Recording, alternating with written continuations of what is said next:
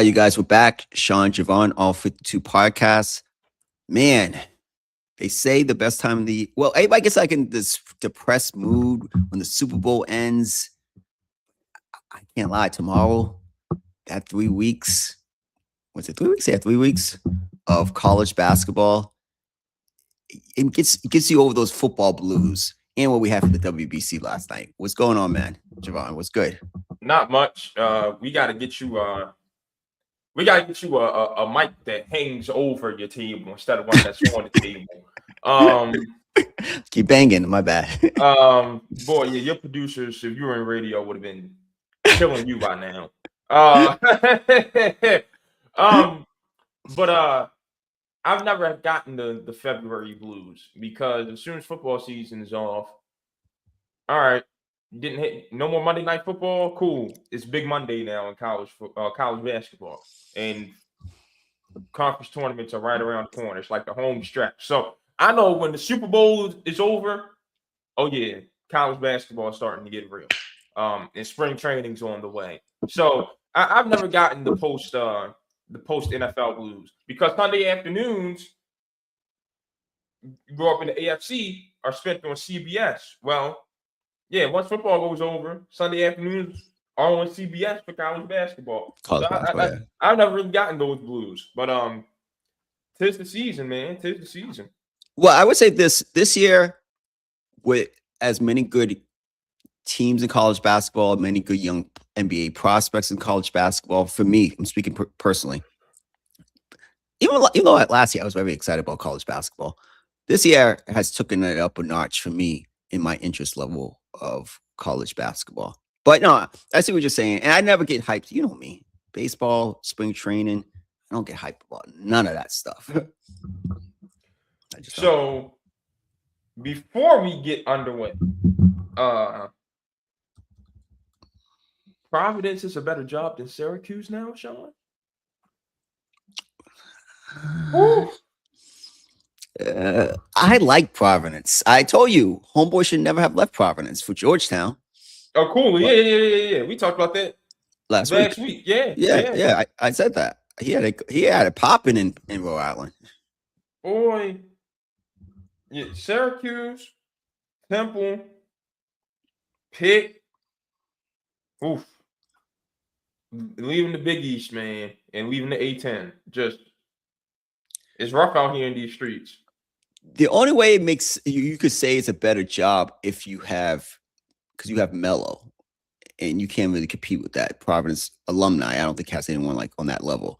Well, But that that's the only thing. that didn't save them because like so the big donors around here on the football side are the Lally family.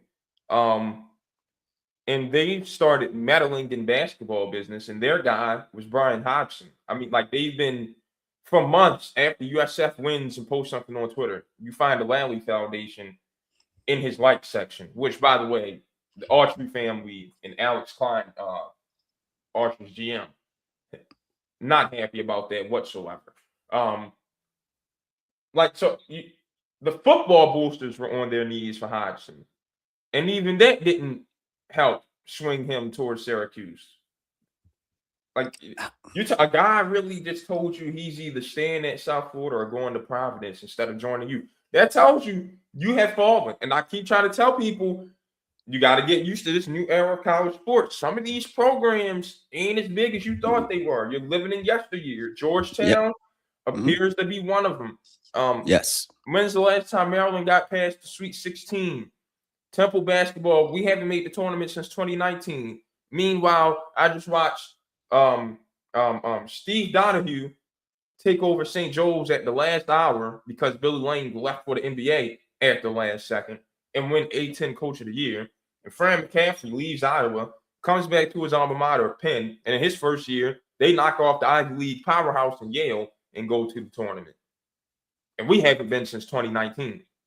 Like, some of these ain't St. Joe's ain't the same as it was with Jameer Nelson and all those guys. Like, Oh, just a not even lot of these close. programs just are not who they used to be. You think LaSalle's coming out of the A10 ever again?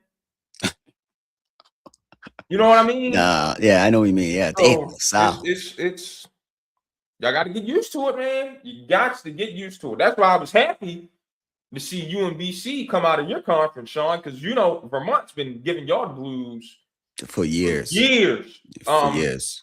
I was shocked y'all made the Final Four in that conference this year, to be honest with you. Y'all started off rough. So shout out to UMass Lowell, making it to the semifinal. But yeah, I didn't think UMBC was going to come out of the America East. So congratulations to them, because it's coming up on 10 years since the last tournament bid, and that's what got them to the America East. So shout out to the Retrievers. Y'all just started way too slow last night. Way too slow. What a shout out to Howard University. My sister's alumni there, and my uncle's alumni there, and they're going to the tournament. Coach Kenny Blakeney, he's not going to be there long. I can tell you that right now. Stepping stool jobs. At least you got to just know, like he's definitely going to get a job at some point this year. Yeah.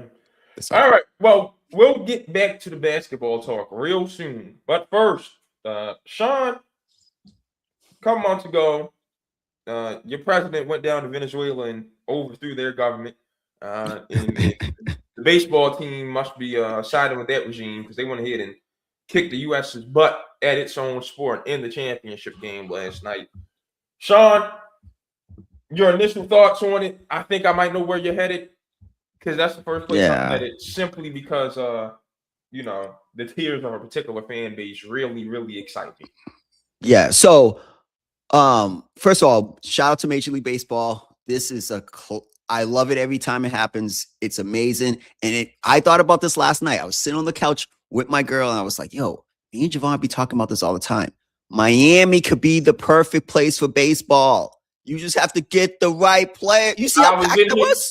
Sean, I was in here in this very office last night. Matter of fact, look. Let me show you the setup. Yeah. Gaming monitor. Yep. Television. Gaming monitor. Television. Where I am. Sitting in this exact same spot in the Xbox party, talking to my guys that I grew up playing baseball with, right? And we're watching the game. And we're like, oh my goodness. Yeah, Miami is the perfect destination because it's really no home field advantage for either team. Matter of fact, Venezuela might have the home field advantage. Yes. It was packed. And the months, it goes back to the point, man. You keep making, my boy Evan Easterling at New York Times, I always make this point with him. The Marlins. Changing your brand from the Florida Marlins to the Miami Marlins. What's the right thing to do? Smart. The problem is you didn't cater to Miami. There need to be Cubano sandwiches served at every game. Exactly. And you should not have one native English speaker on your team. Absolutely. 100. Your team need to be filled with Latinos and Hispanic. Period. I'm talking your press conferences should be done in Spanish. Your reporters should know Spanish. It should be on them to translate it to English. That should be Latin America's team.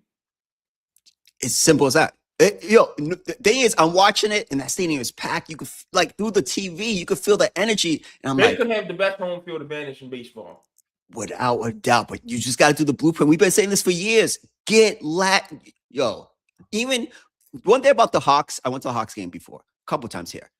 They cater to the culture here. So they're playing hip hop.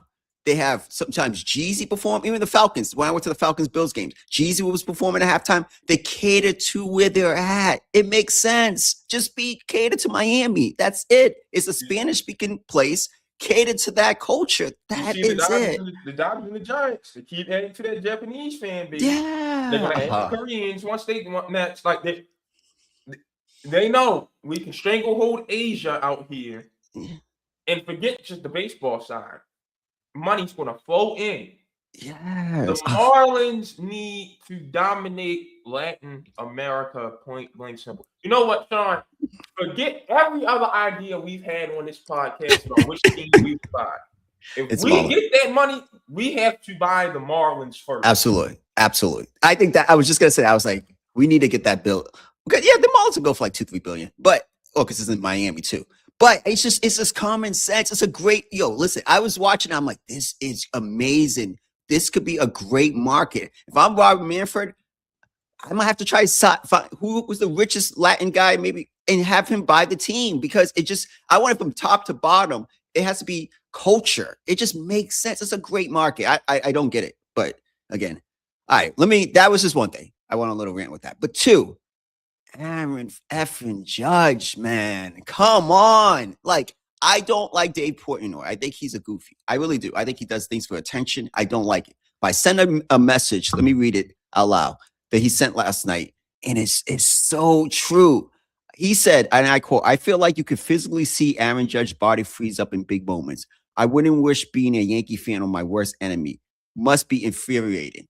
It is, because you could just tell. I'm watching him. The moments are too big for him. The moments are too big. You watch Aaron Judge last night, and the first thing you're going to think of is the 2014 NBA Finals. Every time Kawhi Leonard checked back into the game, just look at LeBron's face. That's exactly what I mean. I've never looked like that's one of the few times in life where you'll see somebody. That's the closest you're going to see to somebody literally pissing down their leg. Yeah, is what you saw from Aaron Judge last night, and it's every postseason. Every postseason. Over to so yeah. By the way, to the people who want to downplay the WBC and how much it means, yeah. Well, you learned last night. Aaron Judge pissed down his leg, which means it's a big game. So there you go. Yeah, listen, that's the captain now. That doesn't make sense. I saw people putting him James Harden, like it's embarrassing. He's a Yankee, so it's embarrassing. And like, I'm watching it, and I'm like, he's gonna strike out. And after Bryce Harper, I jumped up. I was like, yes, like I was excited. Lost our minds. Yes. Come on, and you come up, you got to keep the momentum. At least get a walk. Bring it to the next guy. Get two right down the pipe. Oh gosh, that last pitch was too close to take. Forget that. He took two right down the middle in that very at bat. But he's swinging that stuff that's down and away. Down and away. Yep. And let's be clear: when the Yankees got to the World Series 2 years ago, it was on the backs of Giancarlo Stanton and Juan Soto. They were special. Yeah. Aaron Judge wasn't special. Nope. Like, he had a good postseason last year, but what did it matter? We lost 3-1 or 4-1 against Toronto. It doesn't matter. Like, I could, like, it's a Biggie line that makes me laugh all the time. He said, "I could hear the sweat trickling down your cheek." It reminds me of Aaron. I'm watching him, and you could just tell he's not built for these moments. And that broke my heart, because you could just, I was like watching him, like, he's not built for these moments. And you're the captain. You got to come through in these big moments. And man, he deserved all the blame. Again, Team USA, shout out to Venezuela. Amazing victory. I know what it means for that country, blah, blah, blah. But I blame this on Aaron Judge, because there was big moments in that game. You're the captain. And all I could think was, Derek Jeter would never. I grew up in the era of the captain, of Derek L. Captain, and he came through. I remember Robinson Cano would have came through in that spot. Yes, come on. Let me tell you that I can't stand the Yankees. Robinson Cano was my favorite player on that team, and I can be honest. When he went to the Mariners, I was happy because I could actually start rooting for him. I love me some Robinson Cano. Beautiful swing. He wouldn't have pissed down his leg in that situation. Now, granted, he would have been in the U.S. jersey, but he would, like, come on, man. Yeah. I don't remember him when he was healthy pissing down his leg like that. Yeah, you can't. You are the captain of the New York Yankees. Listen, 2 WBCs in a row, the U.S. lose on a strikeout, and you have the guys up. At the time, it was Trout, and then you have Judge at some, like, in big moments, I don't know. And it's just Aaron Judge. I don't have anything else to say. So Mike Trout and Aaron Judge in the same sentence. Man, yeah. It sounds like two overrated people. Oh.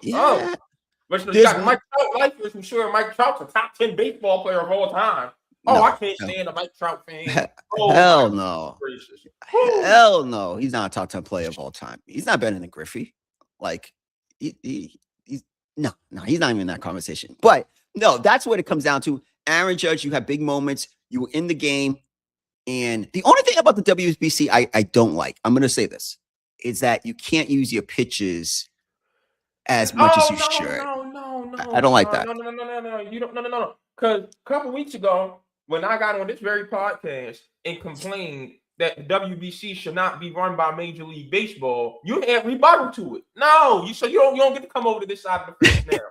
It's that way because true. Major League Baseball runs it, and these teams get to set the restriction on how much their guy pitches. Mason Miller had a restriction last night with the Padres, whereas he couldn't come in the ninth inning since he pitched 2 days ago, unless it was 6 a save outs. situation. Yeah. He couldn't come in unless it was a save situation. So I don't, like I said, Major League Baseball should not be the ones running the WBC. But the problem is, I don't know if there's an international governing body of baseball like there is soccer and like there is basketball. So if there isn't one, then you have no choice but for it to be an MLB thing, which means you're going to run across issues that you had yesterday. Speaking of which, Tarek Skubal, go ahead, turn on your passport, turn on your birth certificate, turn on your social security card, all that, because a lot of last night could have been avoided. But no, I had to watch Nolan McLean hit down his leg for a second time this tournament. Yeah. Both losses in this tournament went to Nolan McLean. Yeah. Both losses were his starts. Whooped by Italy. Yeah, he was killed. Couldn't make it through. What? He had to come out in the fourth, the fifth last night. Fifth, fourth, 4 2/3. I think it was 4 2/3. No run support. And yeah, bad night to be a New Yorker. Another thing, I am so sick. What are Americans going to understand? They have ruined the art of an at-bat.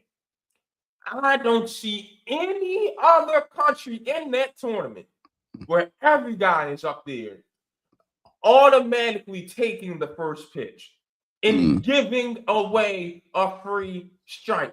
Whoever came up with that ideology is the single dumbest person to ever exist in the history of baseball. I have to watch it every April through November. I am watching guys on the first pitch take a 92-an-hour fastball right down the middle that's supposed to go 430 feet to dead center, but they're watching it because they got it automatically programmed in their minds to take the first pitch. It's an easy steal of a strike each time. I'm saving my arm, and I'm in a pitcher's count in every at-bat. All this take the first strike and go for launch angle no matter what is going on in the world stuff is ridiculous. I don't know if I saw a bunt from the U.S. this season, this tournament. I don't think so either. Get back to playing baseball. No one tried to manufacture a run yesterday.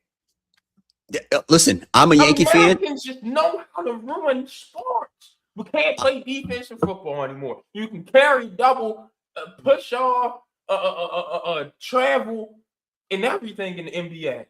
And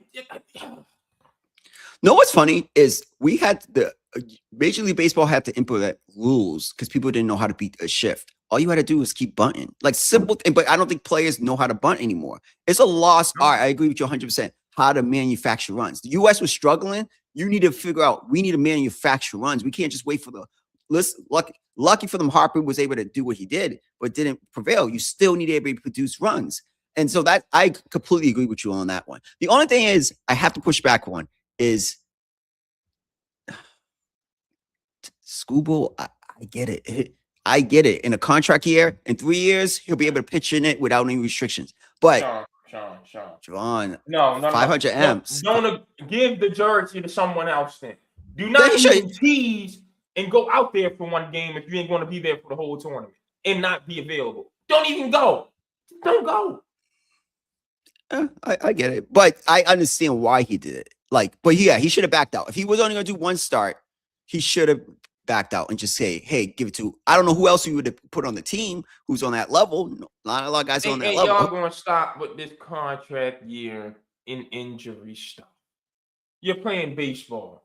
You should never be afraid of an injury. And if you pitchers didn't throw all year round and try to throw your socket out on every pitch instead of relying on some actual change of location and spin on the ball, maybe you wouldn't have this issue of you throwing your elbows out all the time. But no, you think you're supposed to go up there, throwing 101 and giving everything on every pitch. No, that is not baseball. So you can miss me with that too. Zero sympathy. Well, again, he's about to get $500 million at least. I agree. Maybe Sean, I'd pay Terrence Schoolboy $800 million right now if he were to tear his dad going need Tommy John surgery. I wouldn't care. He'd still get $800 million from me. I'm not gonna lie, he still would have got the bag. But like, come on, yeah. That was a Scott Boras move because he wants every type of leverage in negotiation. We know how Scott Boras is. He wants he would have. I don't know if he got 800 million, but he would have probably got 400 million. He still would have got a lot of money. That guy was never gonna have to cry poor in his life again, him and his family. So, but my point is, it was a great WBC. I love it. I love how I have to say this. I love how the players care about it. It's amazing what this has done. For baseball, I was sitting on the couch and I was like to my girl, baseball might be slow. Everybody complains about it, but it has the best moments. This is before Bryce Harper hit the home run. And I was like, because there's moments that look, even the final outs of a championship, those are moments. You can't manufacture a game-winning shot or a game-winning touchdown in a Super Bowl. Like there has to be a last out. So yeah, I think it's good. Baseball, don't F this up. Try to get something done with the collective bargaining agreement, because I think you're on an upswing of being back. You cannot let this. I don't know. We're going to talk about the WNBA. It seems like they're finally going to have an agreement.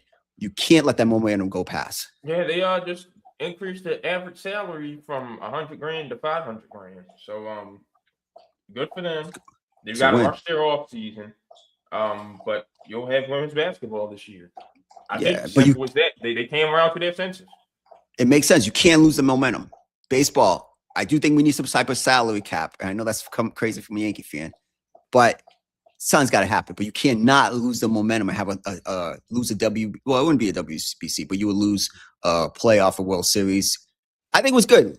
Just a couple months ago, one of the best Game 7s we ever seen, and to start the season off with the WBC like this. If I'm Rob Manfred, you got to maximize this attention. That's all I can say. Yeah, I'm seeing this, and I'm saying to myself, I wouldn't mind if we get the All-Star game this year and went on a little hiatus for Olympic baseball. I would too. I think baseball needs to start accepting that and start doing what hockey does. Major League Baseball needs to start letting its players play in the Olympics. Just take a break from the season. You can do it this year because you've got a TV partnership with NBC now. So now it really isn't hurting your TV partners. And NBC's happy about it. So yeah, if you're Major League Baseball, you should be on the phone right now with the players union. Like, hey, let's work out a way to get a break in the season and get y'all into the Olympics. And it's only every 4 years. Just push the World Series and the playoffs back into November. That's it. It's only once. It's every 4 years. I agree. Bryce Harper, I didn't like that comment. Two comments I didn't like. I didn't like Aaron Judge said this is as big as the World Series. It is in the sense of globally. I get that. Yeah, and when you pitch down your legs the way you did in both games, you don't get to talk. You don't get to talk. I got to see you produce in a big moment before you get to talk like that. And second, hold on, I lost my part. And second, Bryce saying this ain't the Olympics. You see how those Venezuelan guys were crying afterwards? You see how the U.S. players stayed on the top? Olympics. Major leaguers don't get to play in the Olympics, so you wouldn't know. This ain't the Olympics, you idiot. Yeah. So like baseball, yes, let these guys play every 4 years in the Summer Olympics.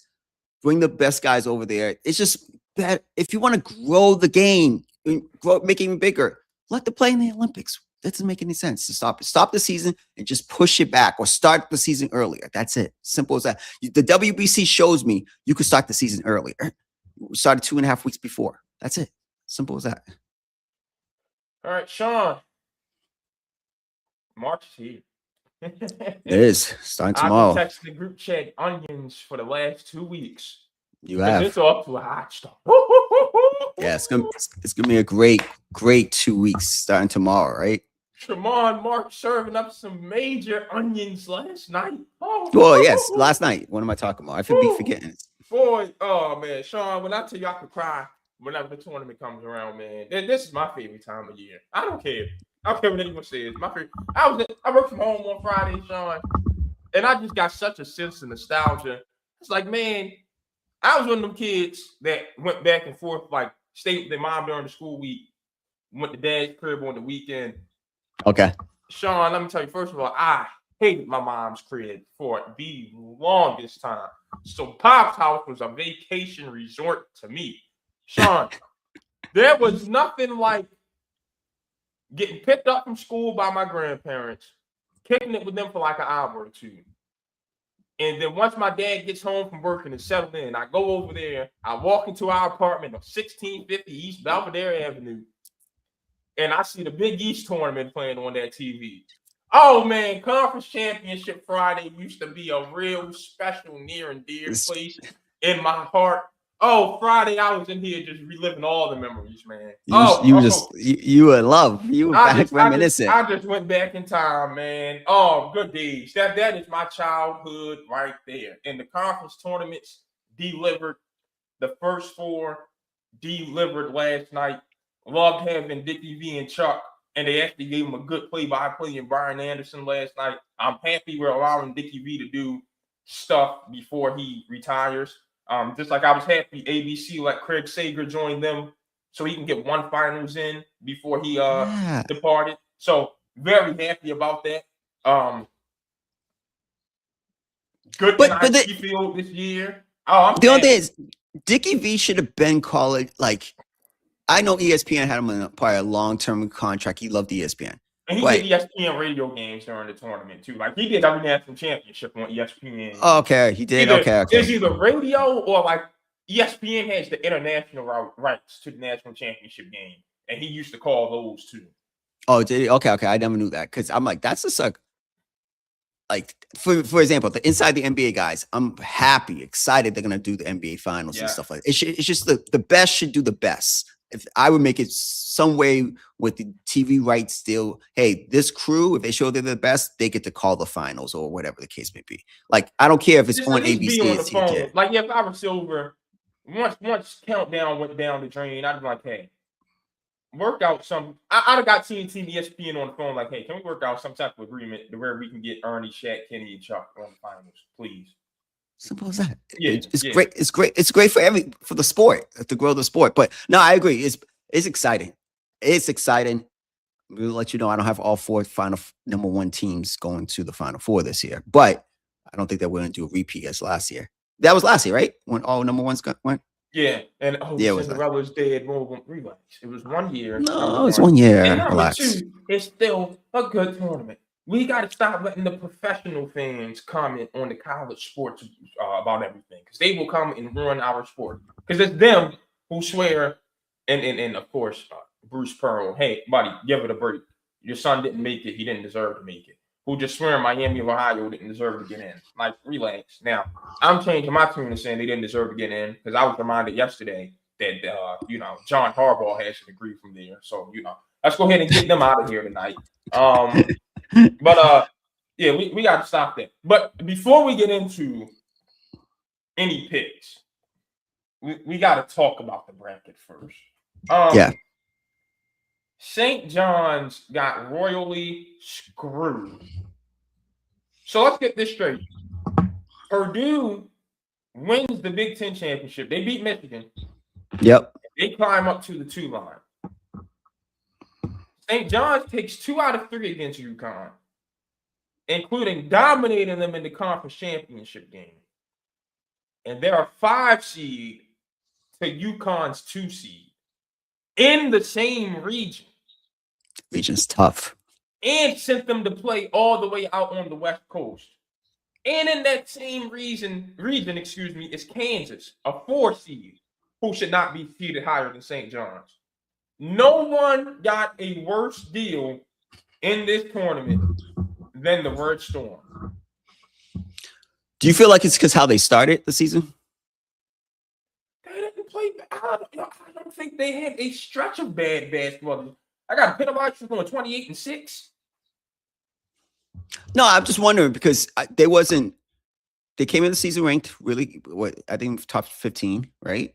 Yeah, and they fell down. They fell down. Yeah, they fell down a couple. So it wasn't like they were a juggernaut. I do agree. They shouldn't be the 5th seed in the East. Like that East with Michigan State, Duke, Kansas, UConn. That is crazy. The reward for being the number 1 seed is seeing St. John's in the Sweet 16. Yeah, that's crazy. Like, yeah, the That's East is definitely the best region this yeah. So year.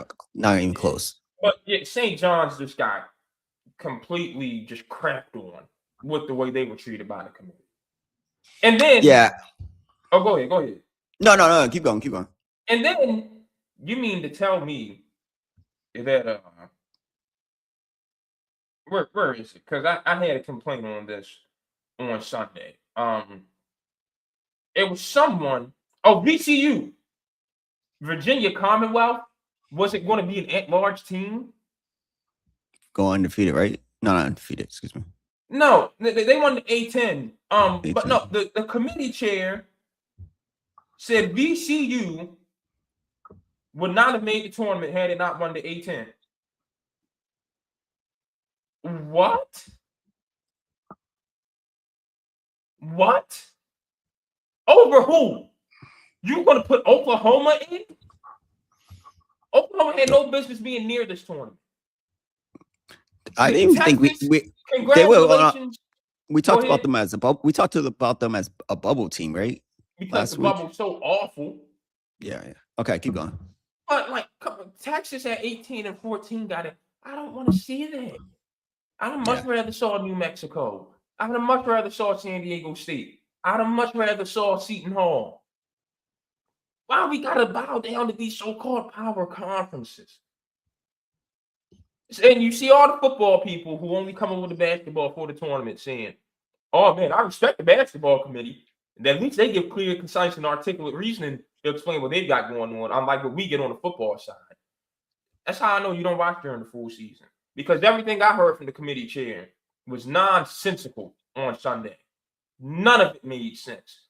And in what world should the commissioner of the Sun Belt ever be allowed to serve as the chair of this basketball selection committee, Sean? The Sun Belt? The Sun Makes Belt? sense. Yeah. Not even The question. Sun Belt? Come on, Doesn't man. make sense. Doesn't make sense. Yeah, you have some. Those are some big rights, but I feel like when teams get into the first four and they win, Texas did win last night, so I can't really. I'm okay with it. I remember one year North Carolina got in. Did they get smoked? Remember that whole and they got in and they So like once you winning, once you get in, I have nothing else to say about it. You're in now. Let's see, because you might go. It's the beauty about this tournament. I love it. It's one games. There's a bunch of one games set in. So I never really complain once you get in and you win. And they won last night. So, and that was a really good game. That game was really, really good. Yeah. Really good. So, yes, I see. But Texas has definitely underperformed this year under, what's his name? Sean Miller? Yeah. Yeah. Sean Miller. Very disappointing this year. Speaking of first four, can we stop with conference champions playing in the first four? They earned their way. They should not have to play a first four game. Put in the last 8 teams. Period. Makes sense. Miami, Ohio should not be in the first four. I thought that was I know they're.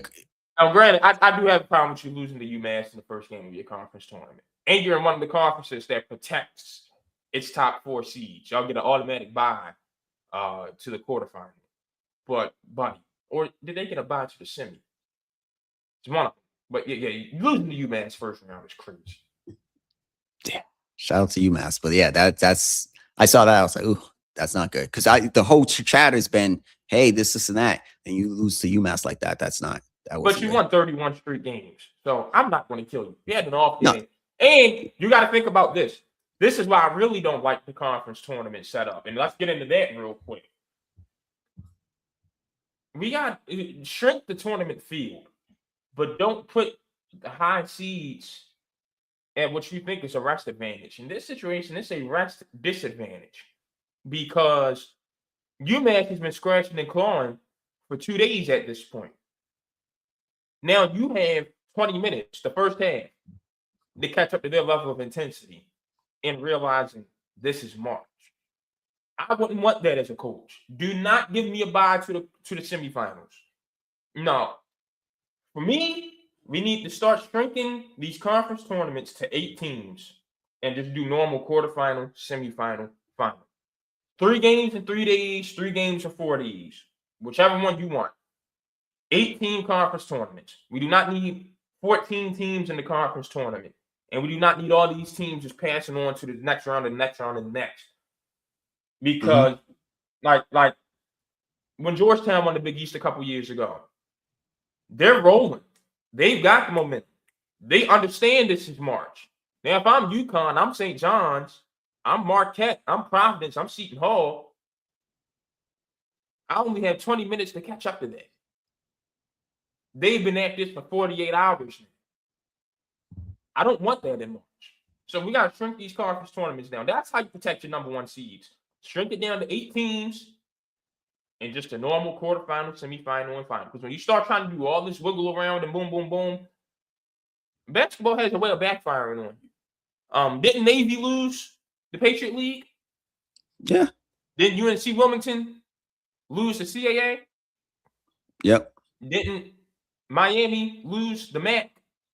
Mm-hmm. Now, granted, the MAC second team did win Akron, and there were many people in that conference who said Akron might be the best team in that conference. So, shout out to the Zips. But like, it hasn't worked. Well, it didn't work this year, and I'm telling you, I don't think it's going to work in the future. I need to play as many games as everyone else to build my momentum. So then, what's the value of the regular season? You're playing the regular season to get into the conference tournament at that point. That's my point. So so that's my. I get to play a whole regular season. Yep. I get to beat Oregon and finish. Well, I get to beat Maryland, Oregon, Northwestern, Rutgers, and finish 4-16 in conference play. And then I'm still in the conference tournament, and I just win those games and get to the tournament. That makes no sense. That makes no sense. Yeah, I'm not. Limit down to 8 teams. Make the teams have to actually play to get into the conference tournament. Shrink the conference tournament down to 8 teams. I don't need to see an 18-team Big Ten and 14 teams get into the conference tournament. No, that's too much. I got a 16-team Big 12 and 14 are getting in. No, 8-team conference tournaments. Yeah, I do think, because I'm not an advocate. Even I think I'm consistent.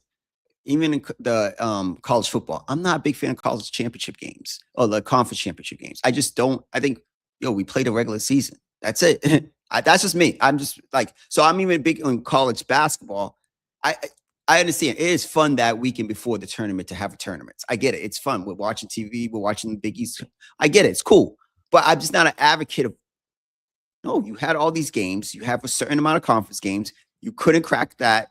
You don't get because you could get hot. It's like baseball. You can get hot and win. That's fine. I don't think that's yeah. I'm not a proponent of that. No, I don't. Yeah, I agree. I don't believe in that. I don't think you should be able to do that. Like you had all those down to 8 because you look at the SEC, look at the Big 10, look at the Big 12, look at the ACC. Those should be the only 8 teams from those conferences that even be considered for the tournament in the first place. Because Miami, Ohio, for example, just example. Did it hurt them being in the conference tournament, or did it hurt? You know what I'm saying? Like it hurt, and they won 31 straight games. You know what I'm saying? Like it ended up hurting them because they have to play their way in today. Like that doesn't make sense to me. I don't know. So those 31 games meant less than the 15 games, 14 games, 12 games, whatever that conference tournaments amount of games are. That doesn't make sense to me. Like it doesn't make sense. Miami, Ohio should not have to play their way in going 31-0 in undefeated in conference play. It doesn't make sense. That's why we also need the NIT. I got another one for you, Sean. Forget that college basketball crown. NIT needs to go back to the every regular season champ who didn't win the conference tournament gets an automatic bid to the NIT. And the high seeds are what you call the well, just go to back to changing the NCAA tournament at this. So, you know how I said the first 4 should be all bubble teams, right? Forget the conference champs. I think the 4 losers of the first 4 should get the number 1 seeds in the NIT. Okay. And then the first 4 out get the 2 seeds. And then once you're done with those 8 teams and all the automatic bids of the regular season champs, that didn't make the NCAA tournament. You get your at-large field for your field of 32, and that's your NIT. What is maybe I might But you check. got to add some more. You do have to steal an idea from the Crown and add some NIL compensation to the NIT to it? tournament. Yeah. That makes sense. That because I was just going to ask you, what is the point of the NIT? It's a lot of teams who go play the NIT and then make the tournament the next year. It is a great extra basketball for your group of guys that are coming back next year. It's always good to get an extra run in, and you're playing a postseason where you're playing against another group of teams that could have been on the bubble. Like, they're not bad games. They're not bad wins whatsoever. LaFonso Ellis pointed this out on Fox the other day. Them teams that went to the Crown last year and got a share of their $500,000, Nebraska, like Michigan, they're in the tournament this year. Postseason ball is always good for it. Especially, because the only thing I was thinking is a lot of these rosters are not the same the following year. So it's not like I understand before, like, but that's the other thing that helps in recruiting to keep your guys too. Because if you go through this NIT and you make a deep run, hey guys, you see how good we can be. Come on back. I bet you we get a tournament bid next year. Yeah, no, that's true. That's true. I see it because I was just thinking, I'm like, what's the? But that makes sense, and especially if there's money involved, the Crown does it, but NIT should do it. I think that makes a lot more sense for these kids. All right, so Sean, you were eager to break down your bracket. I feel like you got something for me. You want to go East? You want to? Let's do it like this: East first. You go for back and forth. I'll go East first. Should I go the whole East, or should I just tell you my Final Four? My sweet. What do you want to do? How to make it easier? Let me pull up the bracket. Yeah, let's break it down. At least go. Yeah, give me your lead. Yeah, who my lead eight as your East championship game? Yeah, we can do that. Yeah, let's do that. Yeah, I think that makes sense. All right, so Duke top half of the East, and then Michigan State bottom half of the East. Michigan State, so in conference play. I do like Michigan State a lot.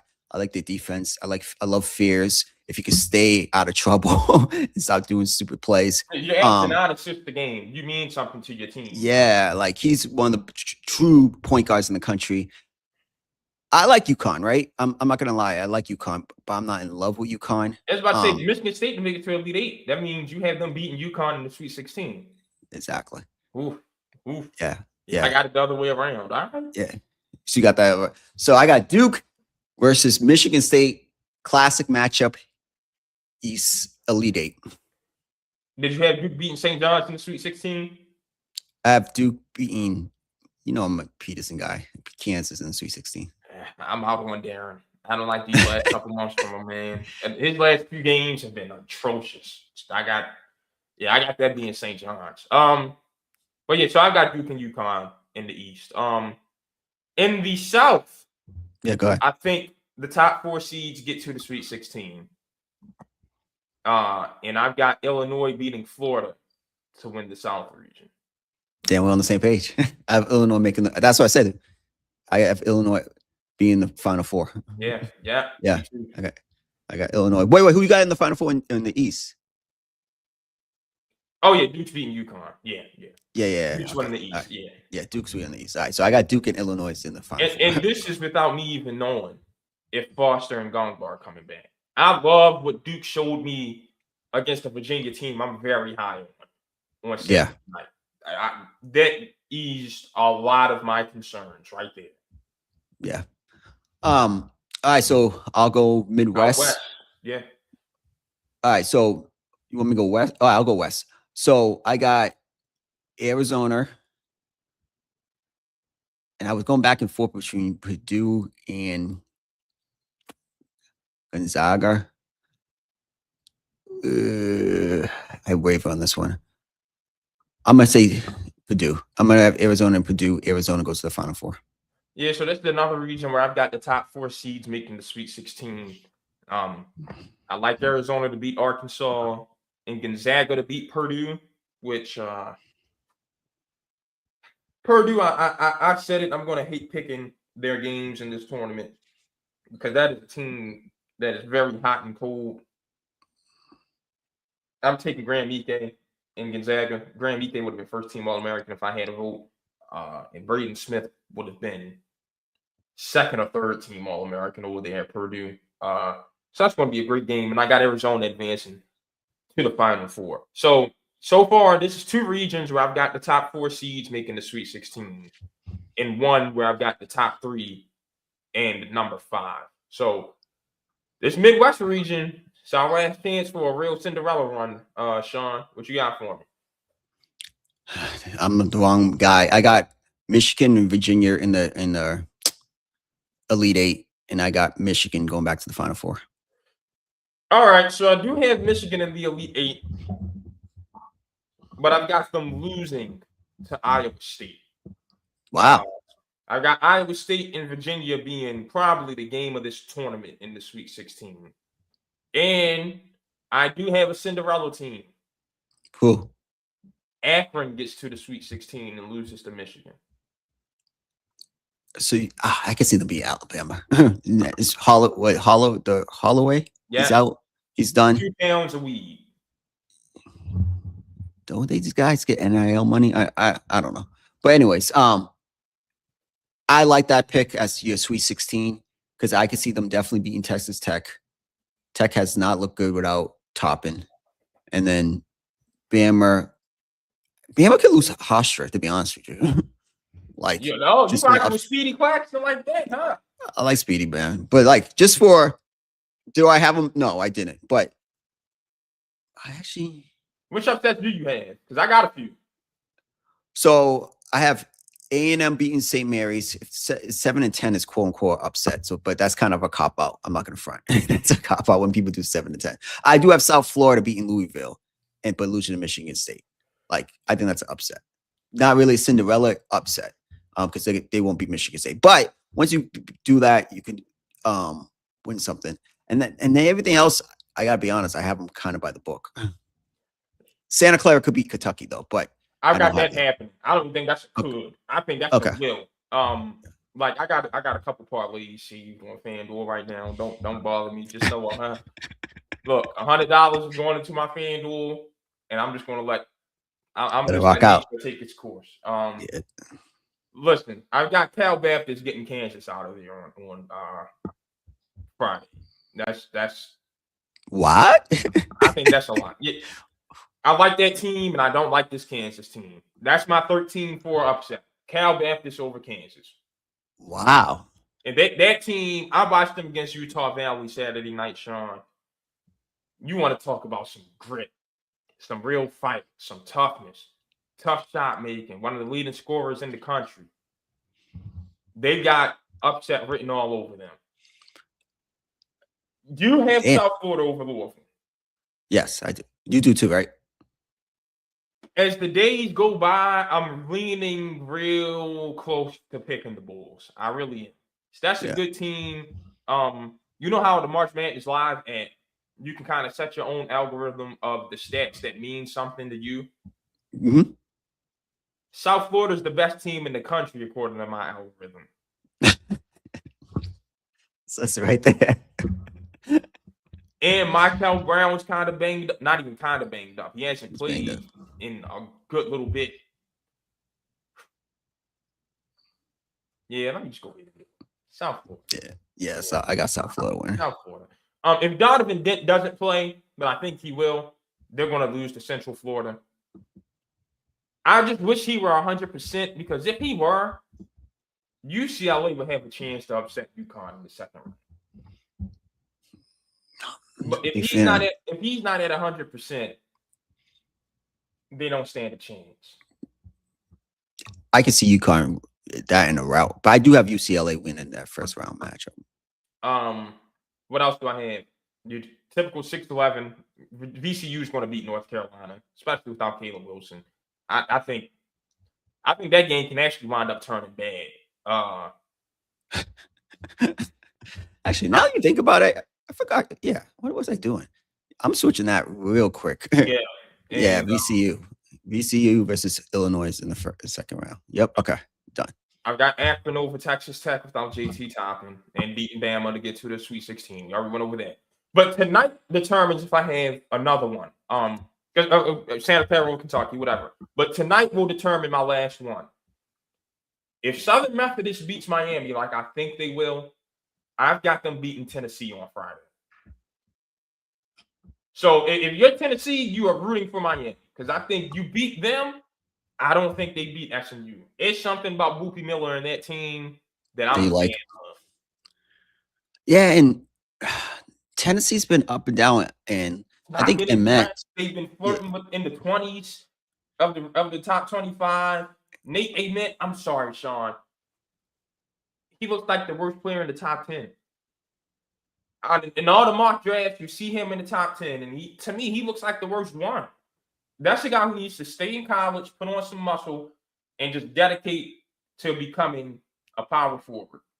Did you see how awful he played in the conference tournament? Yeah, I'm just sitting here thinking about the top 10 right now, and I gotta be honest, I'm taking all the guards over him.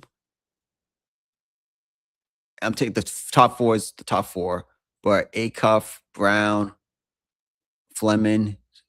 Who else am I missing? Peterson.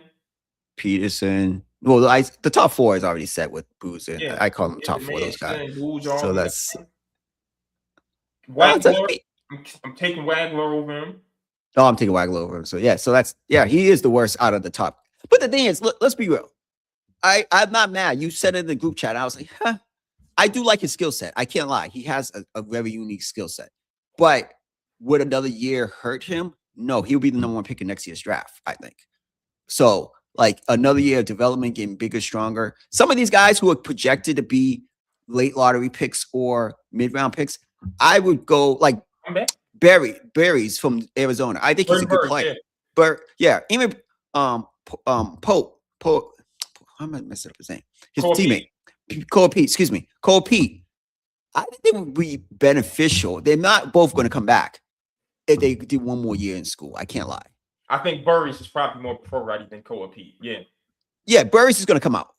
I get it. He's going to probably be 10 or 11 or whatever. I get that. But do I see them on the same level as the top 8? No. So you're still going to get paid. Why not get another year of experience in a weaker draft, quote unquote? You're going to be a top 5, top 10 pick. Like, that's just my opinion. But who am I? Yeah, all right. Who's your national champion? You said your Final Four.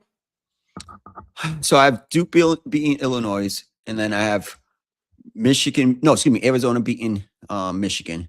And then I got Arizona finally after 20-something years returning as national championship. I've got Duke over Illinois, Arizona over Iowa State. And although the champion should come from the Big 12 this year, and Duke's been known to lose the big one lately. Yeah. I gotta go with the Blue Devils. Okay. I think that is the game where we see Dominique Sarr, Isaiah Evans, Caleb Foster, Cameron Boozer, Caden Boozer. I think we see all of them play at their best in that game and show Arizona's deficiencies. So I've got Duke over the Wildcats. I'm looking forward to this Final Four. I'm looking forward to this tournament. This is 2 years in a row where I feel 100% confident about my national champion. Last year, that resulted in 13 out of the Sweet 16, 7 of the 8, 3 of the Final Four, and the national champion. I'm hoping I can have similar success this year. That'd be crazy. Pain me to see Duke win a national championship, but whatever. I've seen it before. I can see it again. I had Duke last year winning it, and that didn't go well. But Florida was. I don't know why I picked against Florida. Florida was. Like Marshall Clayton was money last year. But Yeah, they were juggernauts. But yeah, I like that pick. I think both our brackets are solid. I love my Final Four. But I think Duke and Arizona are going to get a lot of play by everybody to meet in the national championship. Yes, that'll be a great national championship. Those are the 2 most selected champions on every year. Okay, all right. See, yeah, I haven't been into it like that, but those are the 2 teams I could see. And by the way, I think AJ DeBonster's career ends after the second round. Yeah, where do I have him going out? Because they're in the. Did they get sent to the West region? Yeah, they face Texas. Yeah, that's fine. BYU. Yeah, they're losing to Gonzaga in the second round. Yeah, Those are 16. Gonzaga. You can't succeed. But I do think 3 out of the 4 teams led by freshmen will be in the Final Four. So it's the year of the freshmen, anyways. All right. What we got coming up? All right. So the Broncos made a big trade. They traded for Jaden Waddle, and they gave up the first round pick this year, I think a 4th and a 5th, and they get a return of number 11. I don't know, 4th or another 5th return. I don't know. You know how it was, but they gave up 3 first round picks, the Broncos, to get Waddle. What's your thoughts on it? So they gave up number 30 this year. Everything they gave up was this year. 30, 94, which was a 3rd, and 130, which was a 4th, if I remember correctly. To Miami for Waddle in number 11. Yeah, they gave the 1st, a 3rd, and a 5th, and got Waddle in a 4th back. That's great for Denver. Waddle and Courtland Sutton together is going to be very good. Keep adding to Bo Nix and what he's got going on with Sean Payton's scheme. That's going to be great. Sean, this just I had one problem with this. What? This took me back to grade school. This is the first time I've ever seen someone flirt their way to a trade in the NFL. I don't like it. I don't like that at all. Flirt? But so somebody asked Jalen Waddle, who would he want to fight in the NFL? That brother said, "Oh yeah, Pat Surtain got to run me my ones. He got to give me my feed. I put him together." 2 days after I see that he gets traded to Denver, that is the most middle high elementary school flirting I've ever seen in my life from 2 grown men, and I don't like it. I don't like it at all. I'm sorry. Flag on the damn play. Nah, man, that ain't sitting right with me. They flirted their way to that trade. I don't like it. It's not the Yeah, I didn't see that, first of all. So you feel like he said that to set himself up to get traded to Denver? No, that's exactly what that was. Huh? That's 13-8. Yeah. We'll talk to your boys. Come get me. So I would say this. Well, no. That tells me there were talks. Yeah. That he heard about. Oh, yeah, Pat. Yeah. You hear they talking, right? Go ahead and get this thing done. Let's make it. I like this move because Denver, Knicks hasn't got his $200 million contract yet. They're going all in on a team that could have beat the Patriots if they were if he was healthy. I gotta be honest. Patriots wasn't no juggernaut. They were the number 1 seed in a division that's tough. The Raiders will be more improved. The Chargers will be, I think, better offensively. And the Chiefs, if Patrick Mahomes is healthy, they're going to be right there again. So I like the move. It's an aggressive move. And I like that they gave. I'm not a big fan of giving up picks in future years like this because you don't know what's going to happen. But if you come back with the same team this year and you're healthy, you're still going to you didn't give up any future assets. You gave up assets, which is 3 big assets this year. But you're in that window right now with Bo Nix. I think after next season, he's going to be talking about, hey, well, look what they gave Trevor Lawrence, and try to set the bar there. So yeah, I like the move. I thought the move was good. This is a full-blown rebuild in Miami. Miami is ridiculous, Sean. Oh, it's ridiculous. But the only thing is Malik doesn't have a fighting chance, man. I don't know what he can do. Yeah. What he could show to say I'm the quarterback. I think he's the definition. They signed him, gave him a bunch of money up front. Them, the Cardinals, and the Jets are all vibing for Arch Manning. I was reading it last night before I went to bed. That's the guy they're positioning themselves for. And if I know how the Mannings are, and they did, Miami would be the best organization for Arch. So I think it's a perfect setup. I just feel bad for Malik Willis. He still got paid, so I don't feel too bad. $45 million guarantee is $45 million guarantee, but he has no way in hell to be successful down there in Miami. But they're doing the right thing. They have to rebuild in that division. They were too much of a finesse team. They got to give it that whole old guard and change the whole culture down there. When Arch Manning turns into Terrell Pryor, I'm going away. It's crazy. $175 million in dead cap this season for the Dolphins. 50 for Tua, 28 for Hill, 26 for Waddle, 21 for Ramsey, 13 for Minka, 11 for Chubb, 11 for Armstead, 5 for James Daniels, 4 for Zach Wilson, 2 for Alec Ingold, 1.7 for Jonnu Smith, 1.5 for Nick Westbrook Akine, 1.5 for Matt Judon, and a couple $100,000 for Jason Sanders, Cam Smith, and Muhammad Kamara. That's just bad front office work right there. The summer of 2024, they handed out all those extensions, and it just did not work out. So, no, they have to right their wrongs. They're doing the right thing. I think you take the losses over the next couple of years, knowing like, hey, hopefully we get out. You get in like the quarter. He said, when try to take as many bites at the apple to find your quarterback. It just kind of makes sense where they're trying to do 2 first-round picks this year. I'm not mad about it because I think Miami is a great destination. It just has to be built the right way. And remember, they wanted a tank for Burrow, but Flores came from a different system. It was like, yeah, we ain't doing that. So I think they're going to try to right their wrongs and tank for Arch. Even though I don't know who's going to be. The Bills and Patriots automatically circle 4 wins easily for those 2 teams. Yeah, they're already 4-0. It's going to be uphill battle for each other. They're both going to go 5-1 in conference play. I mean, division play. Yeah, it's division. It's crazy. There's 5 wins guaranteed for each other. 5 exactly. So they're already ahead of the AFC right now, just because there's 2 teams clearly tanking in their own divisions. It's bad. I hadn't even thought it. That's why we do this here podcast. Yeah, crazy. All right, well, Sean, Gino Auriemma's back at it. His Huskies have gone undefeated again. He's got 6 national championships of going undefeated the whole way. Whew. Damn. I saw UCLA whoop Iowa for the Big Ten championship, which will never sound right to me, but whatever. I think that's the second best team in the country.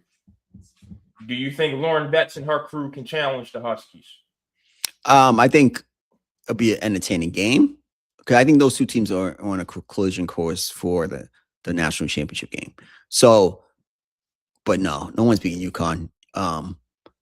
We need I think I say for me, because I don't like putting things in general terms, that I don't appreciate the greatness of what Gino's done in Stores, Connecticut, because that is amazing. I didn't know 6 undefeated national championship teams. If they win it this year, no, this would be 7. Oh, this would be 7. That's ridiculous. 7 undefeated teams winning natties. Nah, UCLA is. I'm just not in love with their guard play. And I think that would be the difference maker. But Connecticut, yeah, they're gonna win back-to-back titles. They won it last year, right? Yeah, definitely back-to-back titles. Yeah, everyone knows I'm a little partial to the Bruins. That's my West Coast team. But this UConn juggernaut, and when you got the experience of AZ Fudd on the perimeter, and you kind of don't have anyone equal to her on the UCLA side, that's a big difference in the tournament. Like, guard play wins you the tournament. So, and you know how much I love the bigs, and I hate to do this to Lauren Betts. I think they keep it within 7. But, yeah, I think these 2 are the national championship game, and then it's everyone else. Shout out to Dawn. Shout out to Carol Lawson. Kim Mulkey's got a good team down in the Bayou. Texas is a good team. I don't think anyone comes close to sniffing UCLA and UConn. And even then, I think there's a clear level of separation between the Huskies and the Bruins. Yeah, no, it's UConn, and like it's a gap between them. It's just the guard play is not up to snuff on the perimeter to contend with UConn. UConn, yeah, they're about to make it 7. Yeah. Yeah. Kyler Murray is now a Viking. Yeah, the pressure's on your boy, JJ McCarthy now. Go plead Well, his I case, think John, plead his case. no, I'm not going to plead his case because this is the reason I'm thinking about this, because the same thing's happening to Penix down in Atlanta, here in Atlanta. Excuse me, I don't live here. I think the problem is this: we're giving these guys a lot too soon, and some guys just may not be ready, or they're not ready for those expectations. That Vikings team a year before that won 14-3 or something like that, and they lost to the Rams with Sam Darnold. We all know the story, but it shows me they have a playoff contending, Super Bowl contending type of roster, or they did have. So I like now that KOC's in charge, that he's like, I don't want to go another year. JJ needs some more reps. He needs competition. Kyler has the talent. I've been tough on Kyler, on this podcast for as much years we've been doing it, because I just don't like how his teammates. I'm a big advocate of how the teammates talk about the quarterback, and it hasn't been raving reviews about him and his work ethic and things like that nature. It's a dynamic offense in Minnesota. If he can't get it done there, I don't know where he's going to get it done. I think this is could be a great jumpstart for his career, even if it's just a 1-year thing. Then he'll be the biggest free agent next season, and someone is going to pay him a boatload of money. So I think if he takes it seriously, he realized, hey, my career's at a crossroads. I'm with an offensive guy who we all feel can knows quarterback play, and then we have the weapons on the outside. We have the tight end, a solid offensive line, blindfolds on defense. He can make it work. If he makes it work, that team could be right in the thick of things in the NFC this year, and he will get a big bag come next offseason. But JJ, hey, he only played 8 games. I don't think Minnesota's giving it up on him. But if Kyler has a big year, they're not going to make the same mistake twice. And JJ has to be mindful of that. If Kyler supplants him as a starter and he has a big year, they're not going to let him walk like they let Sam Darnold. They're going to sign him to be the future quarterback. And JJ, what I would tell JJ is, if I was his friend, keep your head down, work, and someone will trade for you next offseason. But use the reps in practice. Use the reps where you can, whatever the case may be. You're in a competition, but I don't think they bring Kyler in not to be the starter. I think it's as simple as this, Kyler. This is your last chance. We know the NFL coaching circle is a fraternity these days, right? Really about the Shanahan guys. You can't make it work with Kevin O'Connell, you're done. You can't make it work with Kevin O'Connell, Justin Jefferson, and Jordan Addison, and TJ Hawkinson, you're done. And they're going to be able to, they're probably going to supplement their run game a little bit throughout the draft. You got no excuse. This team with a competent quarterback is a 14-win team. You have to go to the playoffs. So this is your make it or break it year. Either you're going to make the playoffs and prove yourself again and be the future of the Vikings at the quarterback position, or you're going to be Justin Fields getting traded to Kansas City to be Mahomes' backup. I don't know which star quarterback has that opening right now. Maybe it's Buffalo. It ain't Baltimore because they just brought Huntley back. It's all about it. Both these quarterbacks have a lot on the line. Yep. That needs to be every TV network in the country should be wanting to get the Vikings training camp. That's how I know those two are doing their thing in the offseason. How many networks show up to Minnesota for their training camp? Y'all two better be out there balling and slinging it. Hard Knocks need to be there this summer. They need to be documenting this. It's going to be the most fascinating story this offseason, to be honest with you. Yeah. But I would say this, and it's not on the docket, so I'll bring this up real quick. I don't know if Michael Penix will be healthy, but if he's healthy, if you lose your job to Tua, that's an indictment on you. That's like what we said about Daniel Jones last year, Anthony Richardson. Yeah. You cannot lose your job to Tua Tagovailoa. He's not that guy.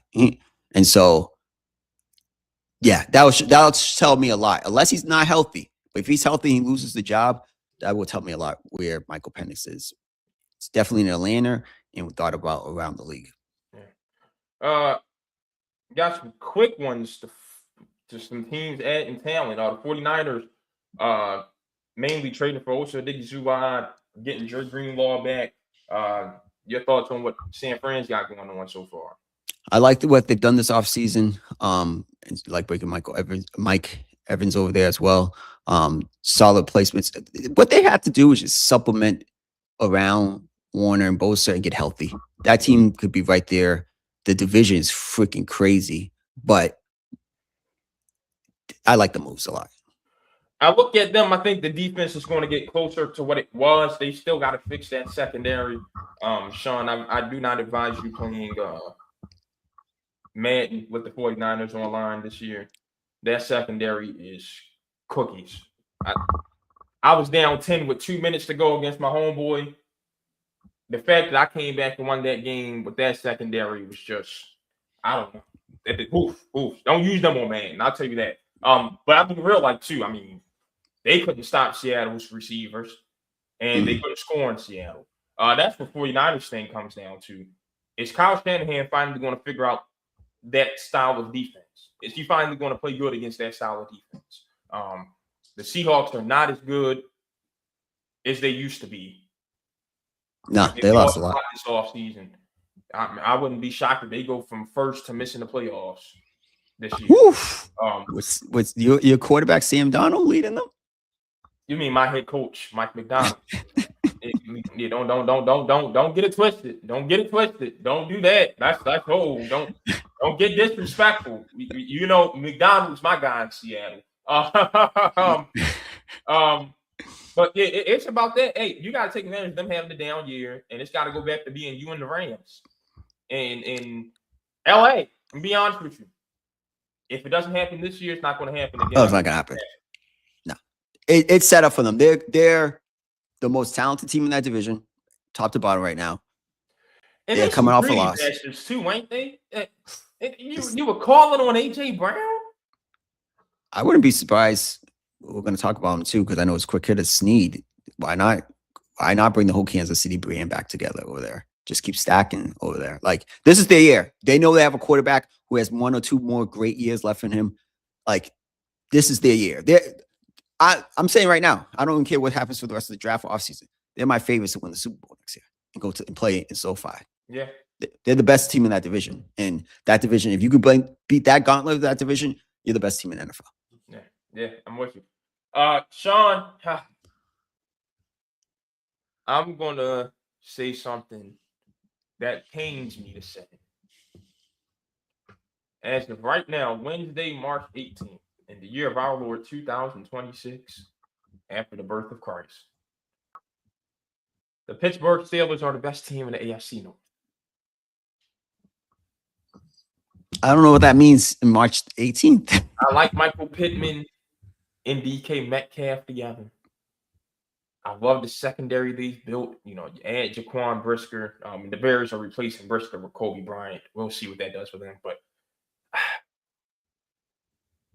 I like what the Steelers got going on that team, man. I really do. I think that is the best team in the AFC North as of right now. With who as the quarterback? Well, Rodgers is coming back. I really think Rodgers is coming back. Jamel Dean's going to be gritty for them. Sebastian Joseph Day up front. I like adding Rico Dowdle and Asante Samuel to the secondary with Dean and Brisker and Porter and Ramsey. I like that team, man. I'm sorry. I do. I mean, the only thing they've got to find a new slot receiver since they lost Calvin Austin to the Giants. And for Giants, that's a good replacement for Wan'Dale Robinson right there. Very good. Oh, yeah. That's a really good replacement. I don't know. I'm just thinking about the 10-7, 9-8 Steelers. That's all I think about, man. I can't lie. Getting that this year, Sean. I don't think we're getting that this year, man. Wow. I think they're going to sweep the Ravens again. I think they're going to win that division. They're going to be 11 or 12 wins and a headache to deal with in the first round of play. I like the Steelers, man. I like them. I'm not going to lie. I like what the Bengals have done though so far. The Bengals, yeah, we can touch on them too. Pause. Yeah. They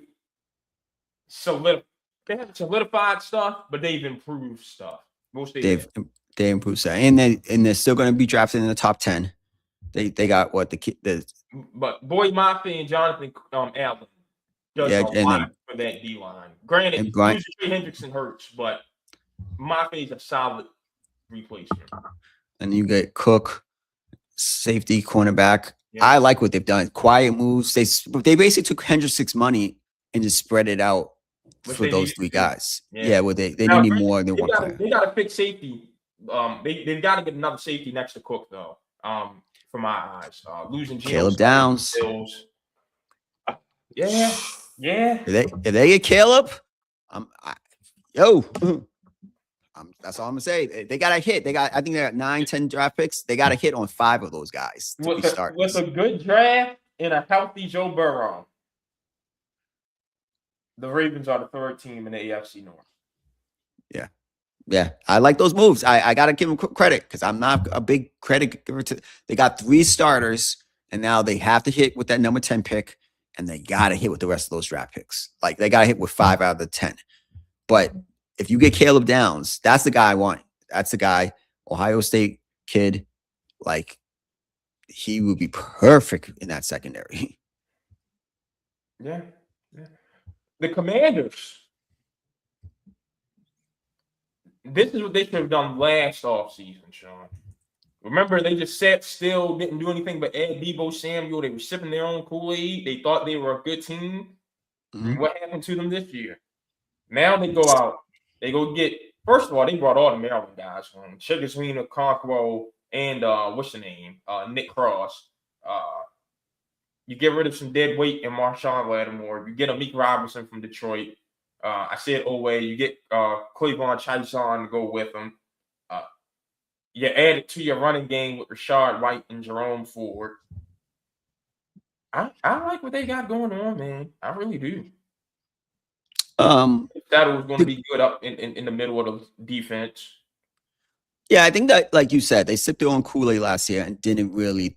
They thought they just needed to add a few pieces. When we kind of looked at the schedule and was like, you're not really there. That's why I hope the Patriot. I like what the Patriot has done this offseason so far. They haven't really said, we're a Super Bowl contender. No, we kind of understood how it played out for you guys.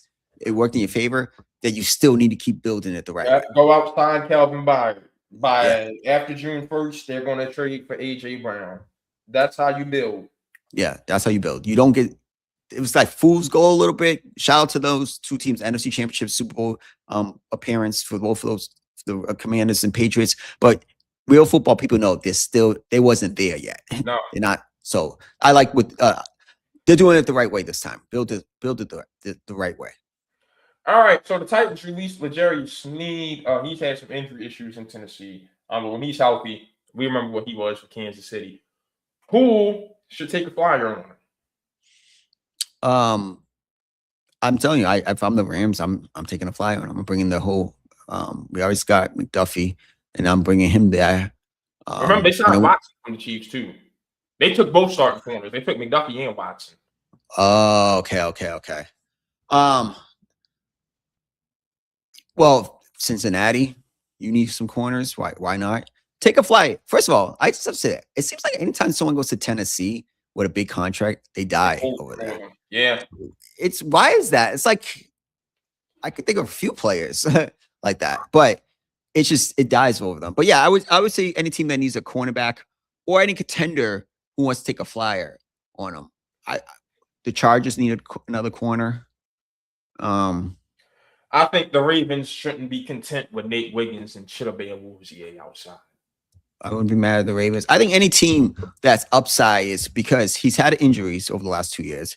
He's got paid, but Buffalo. You know what team I actually like him next to? Because I heard Hunter's gonna play full-time cornerback. Jacksonville. Yeah, but they got their secondary set though, right? I think in this NFL you need more than 2 guys. Like I think you need 2 outside and 1 in the slot. Yeah. So I don't. And Hunter could, I think, be really good in the slot. Yeah, they could use one. They could use another one. No, I Yeah. think you keep Travis outside full time, but they can use another corner on the outside. Yeah, I'm not too mad at that. And shout out to them. They tried it for 1 year, mixed results. He needs to be playing cornerback in the Yeah, NFL. Simple as that. Like, and 10% of plays on the offensive side. But he's going to be a it's big magnet. He easily becomes the best hands at corner in the NFL. yeah, in the NFL. Like it just makes sense for his skill set. That was a you could do that in college. You just can't. It's hard to do that in the NFL. I think it's nearly impossible. All right, and the Eagles, so they're going to probably lose AJ Brown. Who knows? But if not, their new slot receiver is going to be Hollywood Brown to go with AJ and Devontae. Phillies, big year for them.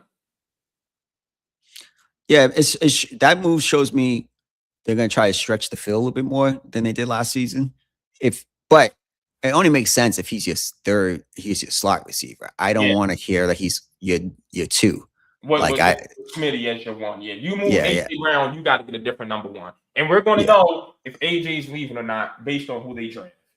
Yeah, exactly. So, but solid move again. What kind of offense they're going to implement? This is the third, fourth straight year, a different offensive coordinator, different type of scheme. And I think Jalen Hurts' best ability is he can throw the football, the long ball. I think it's his best attribute besides improvising as a quarterback. So I like this move for Hollywood Brown because he can stretch the field if he's healthy. Yeah. And the thing is about him not being healthy. Yeah, I got nothing to add to that. You're spot on. Anything else? Nah, college basketball would be on Monday, Tuesday next week. It's gonna be a lot of good games. Yeah, probably Tuesday since the women are going to wrap up on Monday. Yeah, so we'll probably be on Tuesday. Yeah, that works for me. But now that's all I got, man. Yo, if you have to travel, get early. It was like an hour and a half, 2 hour layover. With pre-check and not layover to get through pre-check through Atlanta the other day. It's crazy. Get those people paid, man. Stop doing this to them. Yeah, because you went to Tampa, right? Yeah, I was in Tampa for my cousin's graduation ceremony, but that traveling was no joke. And I'm one of those guys. People probably hate me. I'd be showing up to the plane super late.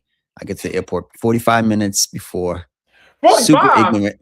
45 minutes, 50 minutes before. Because I only do that in Syracuse because there's no traffic in this area. Yeah. But I do it because I have TSA and clear. So there's one specific line for that. Yeah. So I go right through. But I'm ignorant with it. It's don't do that. And I have to go to Boston next Thursday. I'm gonna be at the airport in the lounge 3 hours before because I can't. Yeah, now that's too much. 3 is too much. Look, you got an hour and a half to me. Like when we traveled for the season, I'm looking at my coworkers trying to say these early times. I'm saying, hey, listen.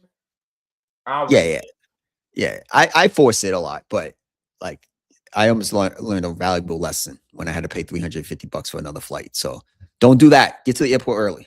Yeah. I don't think I've got anything else. Get ABS in the WBC. That's not the reason the DR lost, by the way. And you're taught to protect swing right there. But those are bowls. So get ABS in the WBC. After that, yeah, that's all I got. So we'll see you Tuesday. All right, we out.